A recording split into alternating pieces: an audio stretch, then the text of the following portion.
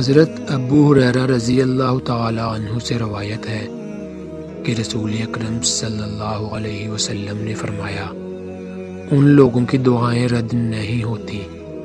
اکثر لوگ دعائیں کرتے ہیں لیکن ان کے قبول نہ ہونے پر پریشان ہو جاتے ہیں، حالانکہ کسی کی دعا رد نہیں ہوتی۔ وہ خوش نصیب لوگ جن کی دعائیں رد نہیں ہوتی پہلے نمبر پر ہے بے بس انسان کی دعا۔ انسان کی زندگی میں ایسے لمحات بھی آتے ہیں کہ جب وہ بالکل ہی بے بس ہو جاتا ہے تو اس وقت اللہ تعالیٰ اس کی دعا قبول کر لیتا ہے۔ دوسرے نمبر پر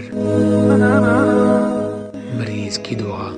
جب مرض حد سے زیادہ بڑھ جاتا ہے تو انسان بے بس ہو جاتا ہے، اس وقت اللہ کی ذات اس کے لیے نرم ہو جاتی ہے۔ اس وقت انسان جو بھی دعا کرتے ہیں اللہ تعالیٰ قبول کر لیتا ہے۔ اس لیے کہتے ہیں کہ مریض سے دعا کروایا کرو۔ تیسرے نمبر پر مسافر کی دعا۔ انسان کا جسم راحت کا خواہش مند ہوتا ہے، لیکن حالت سفر میں مسافر جو بھی دعا کرتا ہے اللہ تعالیٰ اس کو رد نہیں کرتا۔ چوتھے نمبر پر باپ کی دعا۔ اولاد اللہ کی نعمت ہے، اللہ تعالیٰ جس سے یہ نعمت عطا فرماتا ہے اس پر ذمہ داریاں بھی بڑھا دیتا ہے۔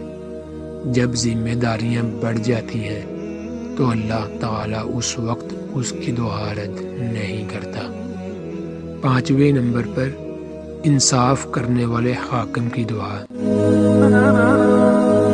حاکم کی دعا کو اللہ تعالیٰ رد نہیں کرتا۔ چھٹے نمبر پر اللہ تعالیٰ کا ذکر کرنے والے کی دعا۔ جو بندہ اللہ کا بن جاتا ہے